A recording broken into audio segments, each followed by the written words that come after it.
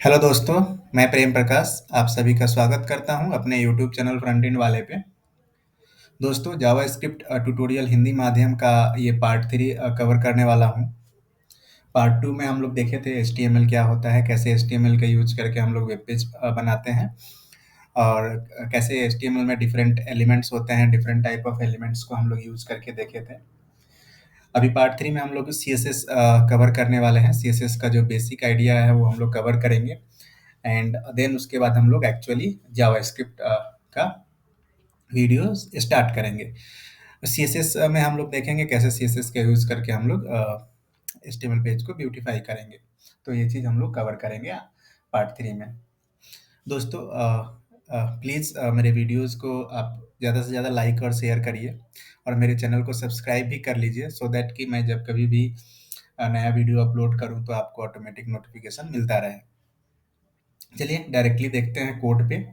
और कोड में हम लोग देखते हैं जो लास्ट टाइम हम लोग पार्ट 2 में जो पेज बनाए थे उसी पेज को हम लोग यूज करने वाले हैं अभी। और उसी में हम लोग देखेंगे कैसे सीएसएस हम लोग एक्चुअली लिखते हैं। तो सीएसएस का जो एक्चुअली फुल फॉर्म होता है वो कैस्केडिंग स्टाइल शीट्स होता है, जिसको कि यूज किया जाता है किसी भी एचटीएमएल पेज को ब्यूटीफाई करने के लिए। तो सीएसएस आप किसी भी एचटीएमएल पेज में आप 3 तरीके से आप लिख सकते हो। एक इनलाइन होता है, ठीक है। आप डायरेक्टली किसी एलिमेंट पे सीएसएस अगर आप लगाना चाहते हो तो इनलाइन होता है, उसको आप यूज कर सकते हो। और उसके बाद आप हेड के अंदर आप स्टाइल टैग का यूज करके आप सीएसएस लिख सकते हो। और तीसरा ये है कि आप किसी फाइल में सीएसएस क्रिएट कर सकते हो और उस फाइल को यहाँ पे इंक्लूड कर सकते हो एचटीएमएल में। तो हम लोग तीनों देखेंगे, तीनों तरीके से कैसे सीएसएस हम लोग लिखते हैं। तो सबसे पहले हम लोग इनलाइन देखते हैं। तो चलिए, सॉरी अगर मुझे इस div एलिमेंट पे कुछ सीएसएस अगर लिखना है मुझे, तो सबसे पहले मुझे स्टाइल एट्रीब्यूट को यूज करना है। इस स्टाइल एट्रीब्यूट का यूज करके मैं कोई भी सीएसएस लिख सकता हूँ। आप देख सकते हैं जैसे ही मैंने यहाँ पे स्टाइल एट्रीब्यूट यूज किया, यहाँ पे डिफरेंट टाइप्स ऑफ सीएसएस यहाँ पे मुझे मिल रहे हैं, like display, height, width, border, colour, left, margin, padding, position, top, background colour, font size. तो ये सारे जो हैं ये एक्चुअली सीएसएस के प्रॉपर्टी हैं, सॉरी, सीएसएस के प्रॉपर्टीज हैं जो कि आप यूज कर सकते हो और उस टाइप के प्रॉपर्टीज का वैल्यू यूज करके आप उस पर्टिकुलर सीएसएस आप उस पर्टिकुलर एलिमेंट पे लगा सकते हो। तभी चलते हैं हम लोग इस डिप पे हम लोग बैकग्राउंड कलर लगाते हैं। बैकग्राउंड कलर, आप जैसे ही देख रहे हो बैकग्राउंड कलर आ चुका है और यहाँ पे हम लोग बैकग्राउंड कलर में हम लोग देते हैं रेड। ओके, और उसके बाद हम लोग सेव करते हैं इसको और देखते हैं ब्राउजर पे क्या डिस्प्ले होता है। तो अभी आप देख सकते हो ये जो पेज है वो विदाउट सीएसएस है एक्चुअली। अभी हम लोग सीएसएस ऑलरेडी लगा चुके हैं, कहाँ पे, डिप पे। तो देखते हैं क्या होता है। ओके, तो जैसा कि आप देख पा रहे हो, जैसे ही हम लोगों ने डिप पे कलर रेड लगाया, यहाँ पे हम लोगों को कलर रेड मिल रहा है डिप पे। ओके, आप देख पा रहे हो कि इस इनपुट पे कुछ भी कलर नहीं लगा बिकॉज वो इनपुट जो है वो डिप के बाहर है।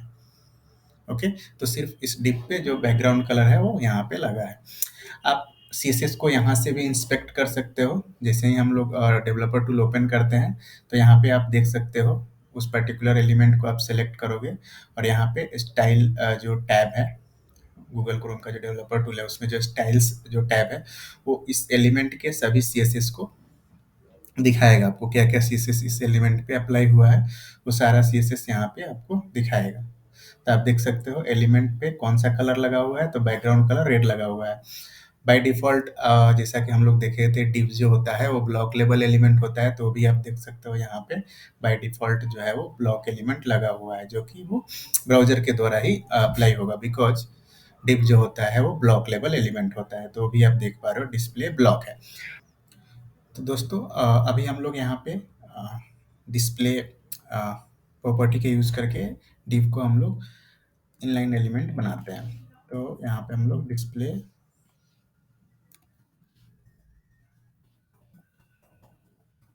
लाइन ब्लॉक यूज करेंगे और इसको हम लोग बनाएंगे इनलाइन एलिमेंट। हम लोग रिफ्रेश करते हैं, देखते हैं क्या होता है यहाँ पे ब्राउजर में। तो आप देख सकते हैं अभी जो ये डिव एलिमेंट है वो actually inline block element, sorry inline element बन चुका है। और ये क्या है, इनलाइन ब्लॉक, इनलाइन जब एलिमेंट ये बन चुका है तो इसमें आप देख पा रहे हैं कि इसको जितना विड्थ चाहिए उतना ही विड्थ ये ऑक्युपाई कर रहा है।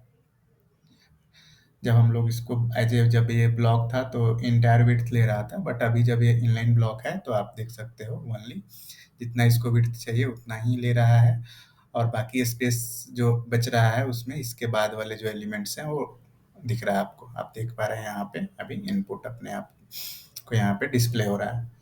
तो इस तरह से हम लोग इनलाइन ब्लॉक का यूज करके एलिमेंट को हम लोग ब्लॉक इनलाइन एलिमेंट बना सकते हैं, ब्लॉक एलिमेंट को। तो ये हो गया एक सी एस एस। यहाँ पे अभी मैं यहाँ से रिमूव कर देता हूँ, और अभी के लिए ये भी रिमूव कर देता हूँ, अभी रिक्वायर्ड नहीं है यहाँ पे। ओके, और बैकग्राउंड कलर मैं कुछ और लगा देता हूँ रेड की जगह, थोड़ा greenish something. Okay, okay, save करते हैं अभी। ओके, तो ये आप देख सकते हैं यहाँ पे, ये हमारा बैकग्राउंड कलर हो गया इस डिप पे। अभी इस डिप पे और भी बहुत सारे सीएसएस हम लोग लगा सकते हैं। अभी आप क्या कर सकते हो, आप तो सीएसएस एक तो ऐसा है कि आप सीएसएस अगर आपको सब सीएसएस याद है तो आप डायरेक्टली यहाँ पे लिख सकते हो। लाइक मुझे अगर पैडिंग अप्लाई करना है तो अगर मैं 10 पिक्सल पैडिंग दे दूँ तो देखते हैं पिक्सल 10 पिक्सल पैडिंग देने के बाद क्या होता है। तभी आप देख सकते हो इस जो टिप एलिमेंट है इस पे 10 पिक्सल का पैडिंग लग चुका है। जो आउटर में जो ग्रीन कलर दिख रहा है वो जो स्पेस है वो पैडिंग के द्वारा ऑक्युपाई किया गया है।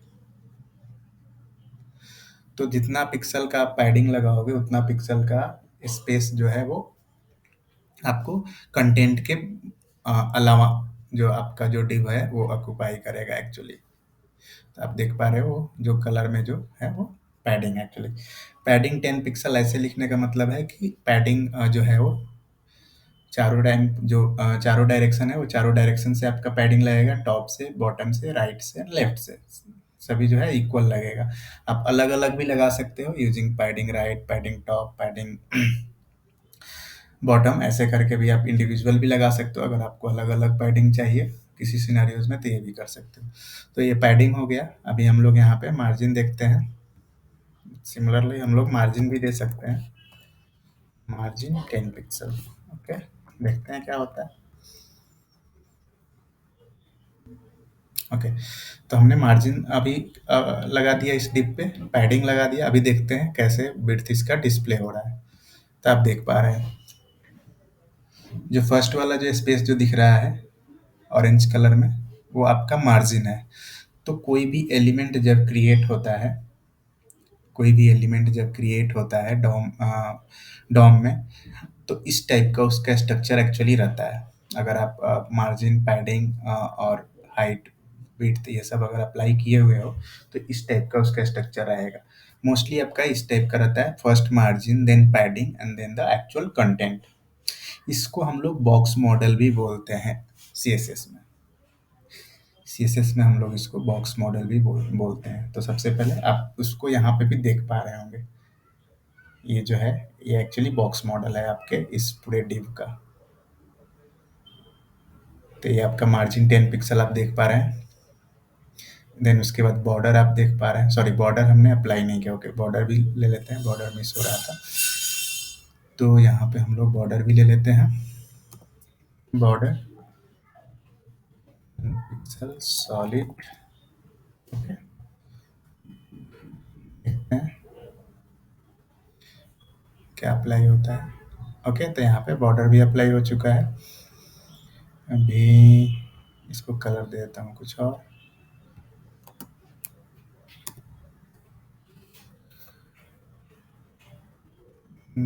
ऑरेंज कर देते हैं,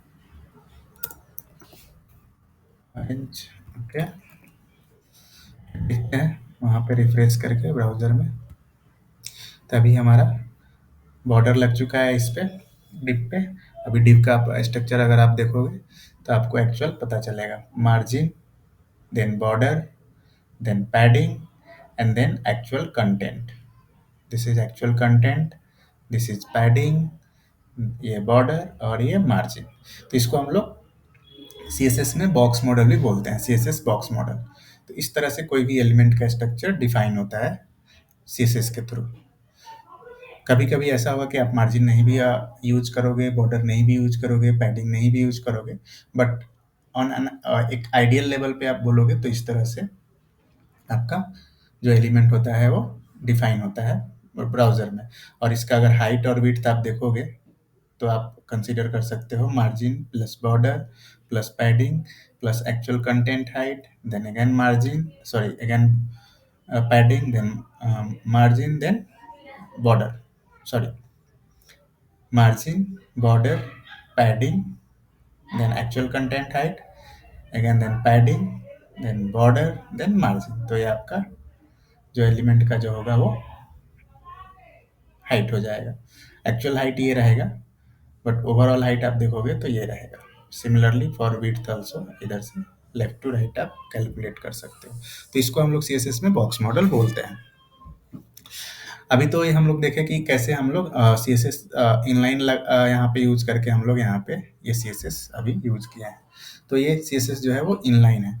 इस सी एस एस को हम लोग यहाँ पे भी लिख सकते हैं।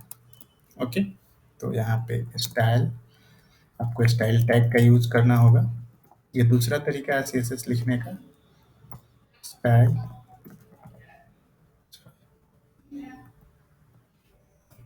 यहाँ पे आप कोई भी सी एस एस लिख सकते हो। तो सी एस एस भी अब अगर इनलाइन आप यूज कर रहे हो तो ठीक है, आप directly style sorry style attribute का यूज करके आपने सी एस एस अप्लाई कर दिया। बट अगर आप इनलाइन नहीं यूज कर रहे हो तो उस एलिमेंट को आइडेंटिफाई करने के लिए आपको या तो आईडी या नहीं तो क्लास एट्रीब्यूट यूज करना पड़ेगा, सो दैट कि आप जब सी एस एस लिखोगे तो वो जो सी एस एस है वो उसी आईडी को या उसी क्लास को अप्लाई होगा। तो हम लोग यहाँ पे आईडी एक एट्रीब्यूट यूज करेंगे और यहाँ पे इसको वैल्यू असाइन करेंगे कंटेनर। और इस आईडी का जो है कंटेनर आईडी जो है इसको यूज करके हम लोग सीएसएस लिखेंगे। तो आप सीएसएस, जब भी आप सीएसएस लिखने जाते हो और आईडी का अगर यूज करना है तो आपका ये सिंटैक्स होता है। आपको सबसे पहले हैश यूज करना होगा, देन आईडी का जो वैल्यू होगा उसको यूज करना होगा, देन करली ब्रैकेट, एंड करली ब्रैकेट के अंदर आप सीएसएस, आप ये सारे सीएसएस यहाँ से अभी उठा के वहाँ पे अपन यूज करेंगे। इसको मैं यहाँ से रिमूव कर देता हूँ। यहाँ पे ये सीएसएस हम लोग यूज करेंगे अभी। ओके,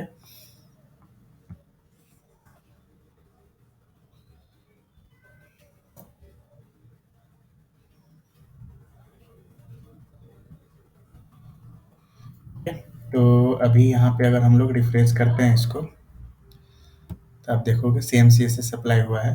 बट अभी आप इसको देखो तो यहाँ पे एलिमेंट डॉट स्टाइल में लास्ट टाइम जो आ रहा था वो एलिमेंट डॉट स्टाइल में आ रहा था, बिकॉज हम लोग इनलाइन लगाए थे। बट अभी हम लोग यहाँ पे देख पा रहे हैं ये सीएसएस जो है वो आईडी से आ रहा है, हैश कंटेनर आईडी। अभी क्या है, इसका फायदा ये है कि अगर इसी सीएसएस को कहीं और आपको यूज करना है सेम आईडी पे, सेम टाइप के एलिमेंट पे, तो आप उसको आप रीयूज कर सकते हो। तो ये आपका एक तरीका हो गया यहाँ पे। तो स्टाइल कीवर्ड आपको यूज, स्टाइल टैग आपको यूज करना है और उसके अंदर आपको डिफरेंट तरीके से आप सीएसएस लिख सकते हो। तो ये तो पहला हो गया कि आईडी का यूज करके आप इसको एज ए क्लास एट्रीब्यूट भी डिफाइन कर सकते हो, और यूजिंग क्लास भी आप सीएसएस लिख सकते हो। अभी रिफ्रेश करते हैं, देखते हैं क्या होता है। तो अभी सीएसएस गायब हो चुका है।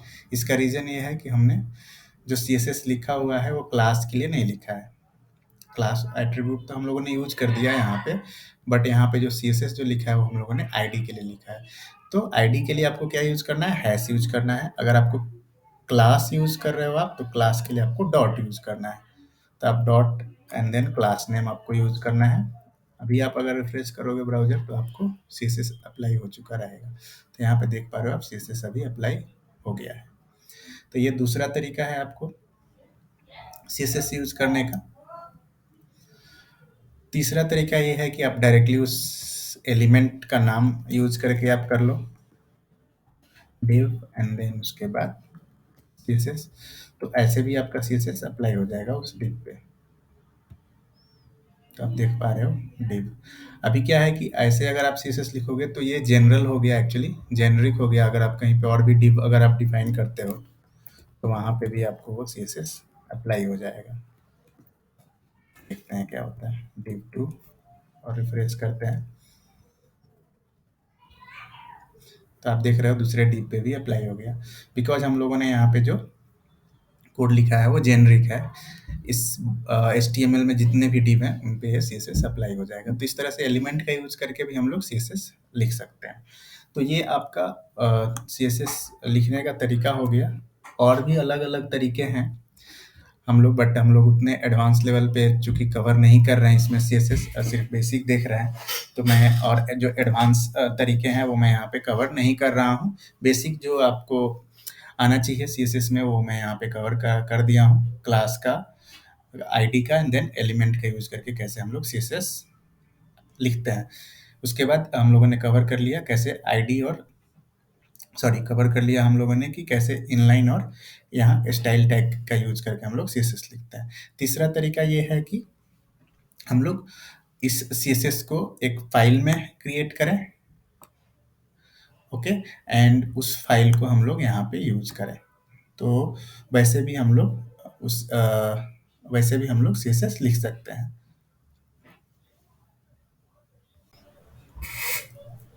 तो दोस्तों चलिए हम लोग एक सीएसएस फाइल क्रिएट करते हैं और इस सीएसएस को वहाँ पे हम लोग मूव करते हैं। अभी इस सीएसएस को यहाँ से मैं रिमूव कर देता हूँ, इसको भी यहाँ से रिमूव कर देता हूँ और सिर्फ यहाँ पे क्लास हम लोग अभी रखेंगे। रिफ्रेश करते हैं और देखते हैं यहाँ से सभी सीएसएस रिमूव हो जाना चाहिए। रिमूव हो चुका है। अभी हम लोग चलते हैं और एक सीएसएस फाइल क्रिएट करते हैं। तो यहाँ पे हम लोग एक सीएसएस फाइल क्रिएट करेंगे, ओके।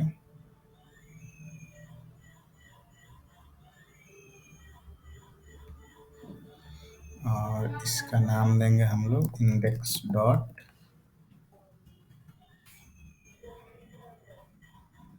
सीएसएस। सॉरी यहाँ से नहीं हो पाएगा, तो अभी मैं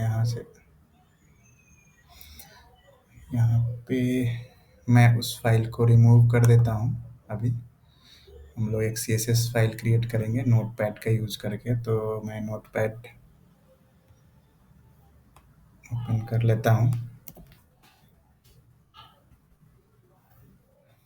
देख पा रहे हैं यहाँ पे। अभी इसको सेव करेंगे हम लोग, सेव एज, और यहाँ पे इसको सेव करेंगे इंडेक्स डॉट सीएसएस और यहाँ पे ऑल फाइल्स कर देंगे हम, ओके। इसको सेव कर लेते हैं।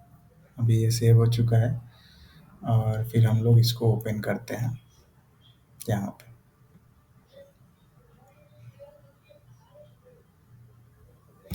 Index dot C S S यहाँ पे ओपन हो चुका है, ठीक है। अभी यहाँ पे हम लोग वो सी एस एस लिखेंगे डॉट कंटेनर, CSS यहाँ पे तो आप देख पा रहे हैं। ऐसे हम लोग C S S file create करके यहाँ पे ऐसे हम लोग सी एस एस लिख सकते हैं।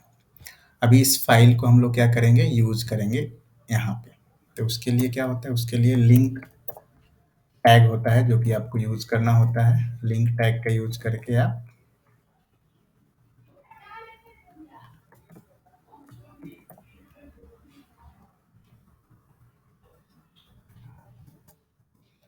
लिंक टैग का यूज करके आप यहाँ पे क्रिएट कर सकते हो। इसमें आपको HRC सॉरी href देना होगा और href में आपको पाथ देना है ./index.css, ओके। हम लोग इसको रिफ्रेश करते हैं, देखते हैं क्या होता है। तो अभी आप यहाँ पे देख पा रहे हैं, यहाँ पे CSS अप्लाई नहीं हुआ है।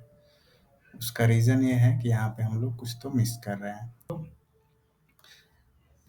रिलेशन एट्रीब्यूट यूज करना है और यहाँ पे हम लोगों को वैल्यू पास करना होगा स्टाइल शीट। तो यहाँ पे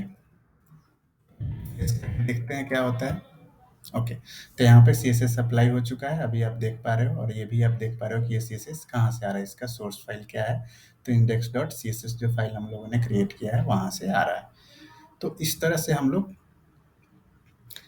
CSS हम लोग HTML में हम लोग लिखते हैं एक्चुअली। आप इनलाइन लिख सकते हो या फिर एक्सटर्नल फाइल क्रिएट करके आप CSS लिख सकते हो, या फिर स्टाइल टैग का यूज़ करके आप सीएसएस लिख सकते हो। तो हम लोग एक्चुअली अगर टर्मिनोलॉजी वाइज़ अगर आप देखें तो इसको हम लोग बोलते हैं इनलाइन जब स्टाइल एट्रीब्यूट यूज़ करते हैं, जब यहाँ पे स्टाइल एट्रीब्यूट यूज़ करते हैं, जब यहाँ पे स्टाइल टैग यूज़ करते हैं तो उसको हम लोग इंटरनल बोलते हैं, और जब इसको हम लोग डिफरेंट फाइल में क्रिएट करते हैं तो उसको हम लोग एक्सटर्नल बोलते हैं। तो इस तरह से हम लोग सीएसएस का यूज़ करते हैं एचटीएमएल फाइल में।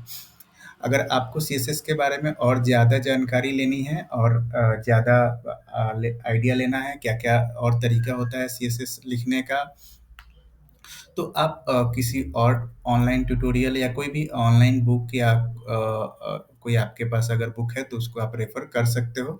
बिकॉज़ अभी मेरे पास सीएसएस से रिलेटेड स्पेशली कोई वीडियोज़ सीरीज़ नहीं है। तो मैं ज़रूर आपको सजेस्ट करूँगा कि आप कोई और ट्यूटोरियल आप रेफ़र कर सकते हो डिटेल में जानकारी लेने के लिए सीएसएस के बारे में। यहाँ पे आपको एक चीज़ बता देना चाहूँगा, जैसे यहाँ पे 3 तरीका है सीएसएस लिखने का, इनलाइन, इंटरनल एंड एक्सटर्नल। तो इसमें एक्चुअली अपने को प्रेसिडेंस देखना पड़ेगा। कैसे-कैसे सपोज़ सेम एलिमेंट के लिए हम लोग सीएसएस लिखे हुए हैं, इंटरनल भी लिखे हुए हैं, इनलाइन भी लिखे हुए हैं और एक्सटर्नल भी लिखे हुए हैं, तो कौन-सा सीएसएस कैसे अप्लाई होगा? तो इसका जो प्रायोरिटी होता है वो इस टाइप का होता है कि सबसे पहले आपका इनलाइन सीएसएस अप्लाई होता है, उसके बाद आपका इंटरनल होता है एंड देन एक्सटर्नल होता है। तो अगर कोई भी कोड अगर आपका एक्सटर्नल या इंटरनल में है तो वो ओवरराइड हो जाएगा इनलाइन से, एक्चुअली अगर आपने इनलाइन लिखा हुआ है तो। और कोई भी सीएसएस आपने अगर एक्सटर्नल में लिखा हुआ है तो वो ओवरराइड हो जाएगा किससे? इंटरनल वाले से, अगर इनलाइन आपने यूज़ नहीं किया हुआ है तो।